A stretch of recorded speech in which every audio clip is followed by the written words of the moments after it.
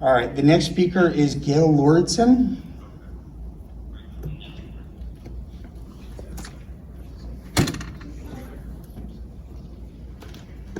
Before I start, Can you come to the microphone, please? I just have to ask you a question. I'm not starting yet, but I saw in your documentation that teachers can take their masks off to speak to students. I'm sorry, that doesn't apply to this forum. So So we're going to start the timer. Please speak with your mask on. If you don't have your mask on, you're going to have to go. Just thought I'd ask. I'm Okay. sorry. Well, I'm not trying to be disrespectful, Please sir. pull your mask up, ma'am. But it seems like you are. Okay, so please I'm pull just your- trying please to- pull your mask up. I'm Thank you. getting there. Okay, sorry. Please pull your mask up. I'm sorry. Thank Mr. you. Bernstein, mask police. Please be respectful.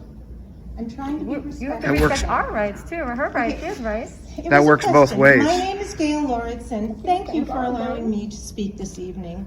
All statements I am about to make are on public record, detailed in 2 emails that I sent to the Board of Education, the last one yesterday, with data and sources. These are not opinions, but facts rooted in science and law. Masks are ineffective, potentially harmful, and only authorized for use by an emergency use authorization. First, the science. A virus particle is too small to be stopped by a surgical or cloth mask. Bacteria are 50 times larger than virus particles and remain trapped inside the mask, resulting in continual exposure to the bacteria.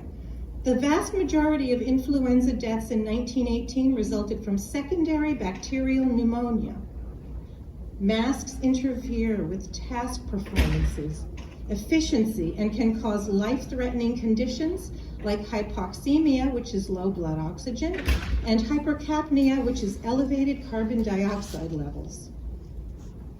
Emotional connections are important to the well-being of children. Masks make them difficult at best and impossible for some. Children with a mortality rate of 0.00003 are not drivers of contagion. Asymptomatic transmission is a myth. The cost benefit makes a mask mandate impossible to justify. You are willfully ignoring established science. Now the legal.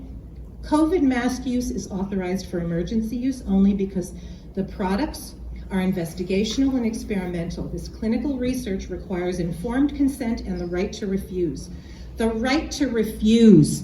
The right to avoid human experimentation is rooted in the Nuremberg Code of 1947, ratified by the 1964 Declaration of Helsinki, codified in the U.S. Code of Federal Regulations, and adopted by the FDA. The law is clear. It is unlawful to conduct medical research, even in an emergency, unless steps are taken to secure informed consent. Misrepresenting the use of a mask for use as infection prevention or reduction is a deceptive practice under the Federal Trade Commission. There is no waiver of liability under deceptive practices, even under a state of emergency. As such, 30 forcing seconds. children to wear masks is illegal and immoral. I understand that $10 million in ESSER funding comes with a requirement for universal and correct wearing of masks. Those are the exact words that I saw maybe 12 times on documentation. I also understand that you are required to seek public input and that you have the opportunity to review and revise your plans. Now that you have been put on notice multiple times of the scientific and legal charges against the mask mandate, it is your duty to repeal the mandate and to report Thank these you very issues much. to the Connecticut Department of Education. So they may Thank you so reply. much. We have other speakers signed up. Thank you.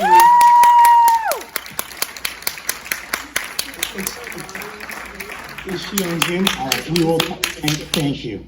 We didn't skip her. You didn't give me a chance to tell me when I'm on the list.